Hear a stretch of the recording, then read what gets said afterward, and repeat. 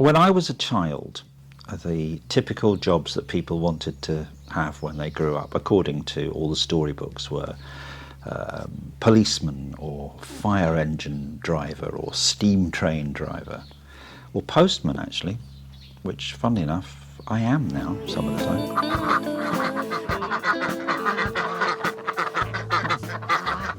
When I was a teenager, I was going to be a musician. Well, I was going to be a drummer. Some people don't think that's a musician, but it really is. And the other thing I wanted to do was be a radio presenter, and I still do that, unfortunately unpaid, unless someone knows otherwise.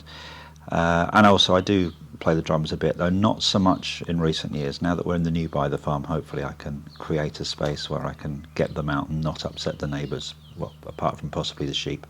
And it's interesting, we have the 5 here, which are not the ones that we're going to be continuing to look after, and then in the background you can't see them because they're really camera shy. There are 2 other ewes who will be joining us and staying with us and gradually getting to know us. Then I went into the retail world, and that was with music, and I was going to work in music all my life, and then life got in the way. The record industry, which I worked in for a number of years, changed, and my needs changed as my lifestyle changed. So I got into sales in the business environment for a few years, which was an education. No, you can stay in. You can stay in, and I'm not bringing you any food this time. Just water. Hello. I just thought it was about time you had your water refreshed, because that is not very pleasant, is it? Hello. Hello, little ones. Oh, you are the one with the waggly tail, aren't you? Yes, you are. Foo. You've got a very waggly tail. No wonder you've not been drinking very much of it. There you are, my lovely. Oh, well, it can't do anything right now because it's having a scratch. Well, of course it is. It's got a little ear scratch. There, scratch your ears, scratch here. It makes your tail waggle, doesn't it? Yes. Then I went into the business I was working in when I met Liz a few years ago, which was a research organisation looking at environmental behaviours and encouraging the greener side of life, which you know I'm quite into. And that eventually progressed into doing what we do now with Byther Farm. And it's not a map you could have bought. You couldn't have plotted that in any way, shape or form. But all the different things I've done, some of them I still use in different ways. Some of them feed into how we do what we do. As someone once said, we're all the sum of our parts. And believe me, there are plenty more parts to be added into the sum before we get anywhere near our final equation. When we moved into our place in Monmouthshire, there were quite a lot of jobs that we needed to do, and we're finding the same here in Carmarthenshire. There are different jobs, a lot of them, but there are a number of things that we need to adjust and make fit the way we are and the sort of people we are. I rediscovered skills which actually in some cases I didn't even know I had, and I found that quite a lot in life, that there are things I'm almost intuitive about, or it seems like I'm almost intuitive about, some of which I may have had training in before, but I've completely forgotten about the training. I can be quite quick with picking up different computer programs, for example. Other ones completely baffle me. Getting going with some of the projects that we've done, both in our previous site and here, I've definitely called on some of the planning skills that I've had to use in sales and plotting out campaigns, so that rather than going into something in the middle and trying to work both ends at the same time, which one half of our partnership does like to do from time to time, I tend to try and work out what the end game is and what the steps are, very often working backwards to try and work out where the best place is to start, because what you think is going to be the beginning isn't always necessarily where the beginning really is.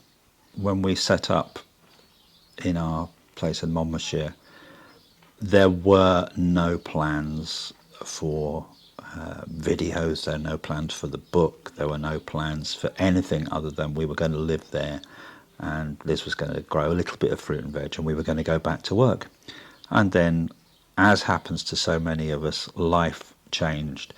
You know the story, you know about Liz taking on the task of feeding us, and how the whole Byther farm evolved and continues to evolve and will continue to evolve, which is actually really exciting. So this is an area where planning how things are going to end and where they're going to start from just wasn't possible. There was no plotting of the Byther farm roadmap, if you like, and there still isn't and can't be. We have plans for some specific parts, but we have no idea what the sum of those parts is going to be. And that's just the way life is, and I don't think I'd have it any other way. I certainly didn't expect that we would be where we are now. I didn't expect we would be where we were 4 or 5 years ago. So I've no idea where we're going to be in 4, 5, 10, 15 years' time, other than we're not moving again. Talking about our story as I have been, it's been put in much better words than the ones I've been using in this rather excellent book by the lovely Liz Sorab, who you can see on the front cover. It's called Grounded. You know about it, really, don't you? But if you haven't bought a copy yet, it's available from all good booksellers and also from our website, bytherfarm.com. And if you order it from us, Liz will sign it personally. Something else. When I was younger, I was a Londoner, southwest London suburbs. And I always thought I was just going to be there for the rest of my life. Gradually, as I've got older, I've moved further and further west and further away from the centres of big towns and cities.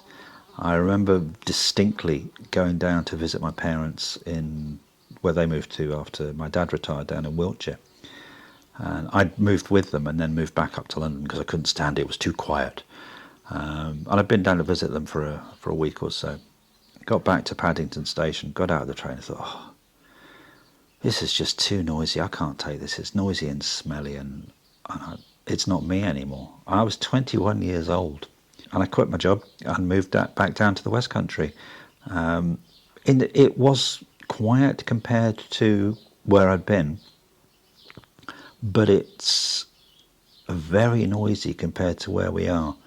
I really, really don't miss the sound of traffic and having to look in each direction 25 times before I cross a road. I'm glad we've got towns and cities nearby that we can go to and do what we need to do, but it's also very nice to be able to leave them.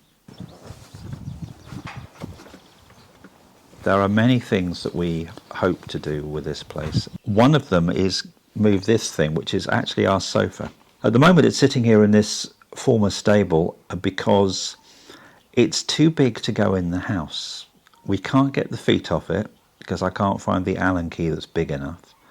We need extra help to shift it because it's reasonably heavy, and particularly getting it down the steps to the house. But it's too big for the doorway. So it's currently sitting in here where it fits very nicely, actually, and it gives us a comfortable place to go and sit outside amongst the smell of manure. But, you know, we're in the country. It's what we expect.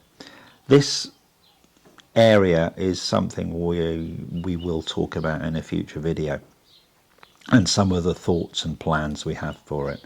Hopefully, before too long, we can show you some of the things we're going to do with it as well, or will have done with it.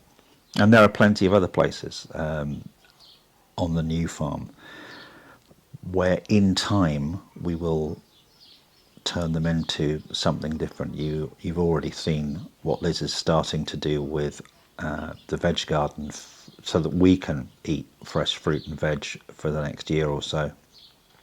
And there are many plans after that for developing different parts of the farm. And I am absolutely certain that at least half of those plans will change radically before they even start being put into practice, because that's the way we work. I hope this hasn't been too much of a ramble. Thank you so much for your company today, and until the next time we're together, please take the best of care of yourself and those around you. Bye bye for now.